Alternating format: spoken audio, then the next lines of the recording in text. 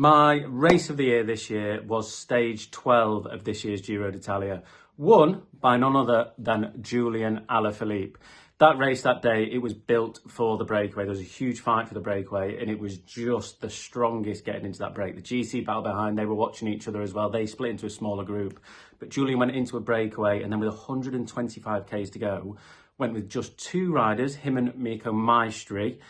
Those two went to the finish, and on the final climb with around 8 Ks to go, Julian attacked, and it was just the most thrilling of days. I loved it, start to finish. We didn't know if they were going to get caught. The gap never went more than 2 minutes, 3 minutes to that peloton, and then to the breakaway behind, I think it went out to 140 maximum. So it was a super exciting day, and it was just classic Julian Alaphilippe, something we all love to watch, and I especially love watching that because it kept me on the edge of my seat all day long, and that's what I'm here for.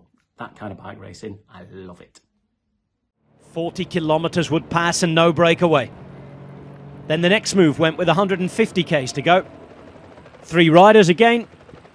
They get around a minute, but then the real attacks will begin as the climb started.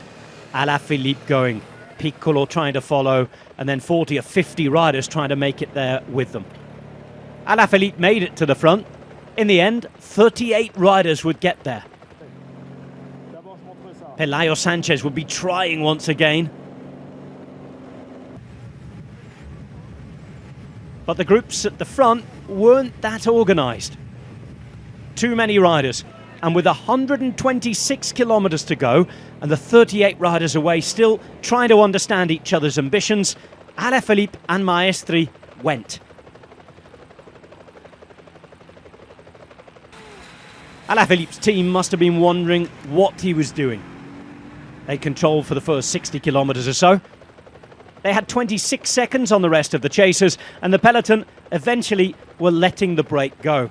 But in the breakaway coming up from behind, in that large 38-man group, a couple of dangerous riders in the general classification. Domenico Pozzovivo was one at over 7 minutes. The main threat, though, was Alaphilippe's teammate Jan Hirt. He was travelling at just over 5 minutes. He was on his way, in fact, to the podium in the general classification. So behind, Bahrain started to ride. They'd be assisted by UAE Emirates, holders of the pink jersey.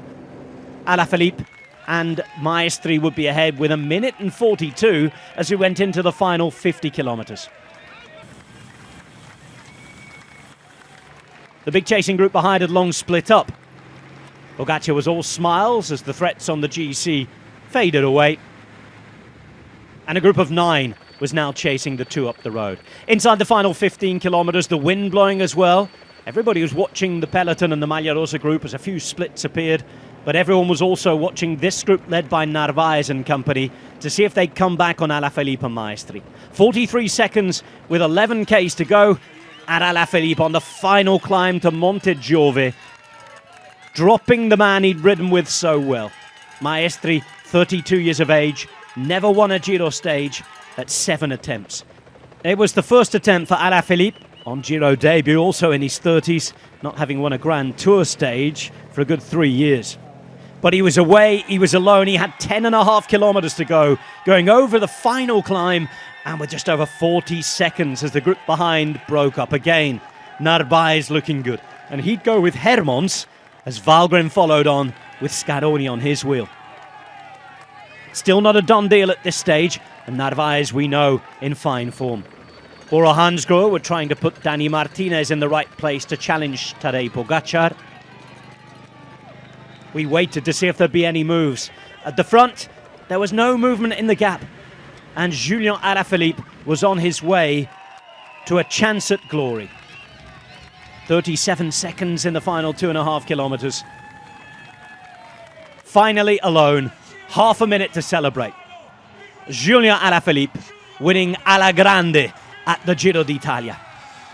A message to Patrick Lefevere after all of the winter criticism, and joining the Grand Tour Grand Slam Stage Winners Club. The Vuelta Tour and now Giro. Already a Giro stage winner a couple of times. Narvaez was second. Third place would go to Hermons. It was a day that had started absolutely rapidly. The first half an hour at 55 kilometres per hour, and there would have been a sigh of relief in the pink jersey group as they all crossed the line without any major differences in the top 10. A stressful day to control behind. A super combative, wonderfully entertaining win to Julian Alaphilippe. Many reminded of Peter Sagan's debut at the Giro and his stage win, which had been the record for the fastest stage win of all time. The way he came and battered away the competition. It was similar for Alaphilippe in this instance, beating Narvaez, Hermons, Valgren, Scaroni and the rest. A top 10 too for Maestri, who of course contributed so much. Glory then to Alaphilippe, who thought about his family and friends who supported him through the public criticism. He's back winning in the way only he knows how.